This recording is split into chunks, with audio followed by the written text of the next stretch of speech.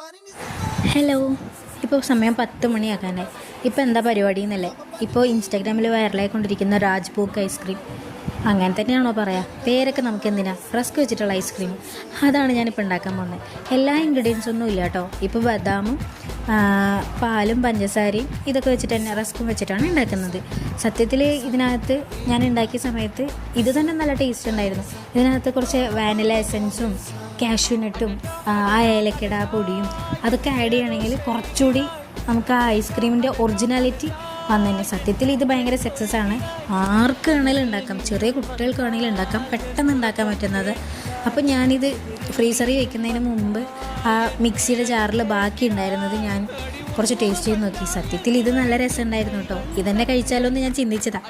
പിന്നെ ഐസ്ക്രീമായിട്ടാണല്ലോ നമ്മൾ ഉണ്ടാക്കാൻ തുടങ്ങിയത്. അപ്പോൾ നാളെ വരെ വെയിറ്റ് ചെയ്യാമെന്ന് കരുതി രാത്രി ഓവർനൈറ്റാണ് ഞാൻ വെച്ചത്. ഒരു 4 മണിക്കൂറെങ്കിലും വെക്കണം എന്നൊക്കെയാണ് വീഡിയോയിൽ പറയണത്.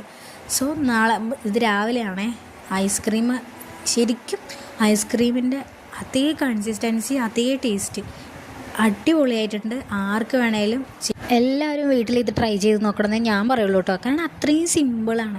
ഇപ്പോൾ കുട്ടികളൊക്കെ സ്കൂൾ വിട്ട് വരുന്ന സമയത്ത് ഉണ്ടാക്കി കൊടുക്കാവുന്നതേ ഉള്ളൂ. കാരണം പുറത്തുനിന്ന് മേടിച്ചത് കൊടുക്കുന്നതിനെക്കാട്ടി ഏറ്റവും ഹെൽത്തി അല്ലേ നമ്മൾ വീട്ടിൽ ഉണ്ടാക്കി കൊടുക്കുന്നത്. അപ്പോൾ എല്ലാവരും ഒന്ന് ട്രൈ ചെയ്തിട്ട് കമൻറ്റിൽ പറയണേ എങ്ങനെ ഉണ്ടായിരുന്നു എന്ന്. അപ്പോൾ അത്രയേ ഉള്ളൂ. അടുത്ത വീഡിയോയിൽ കാണാം.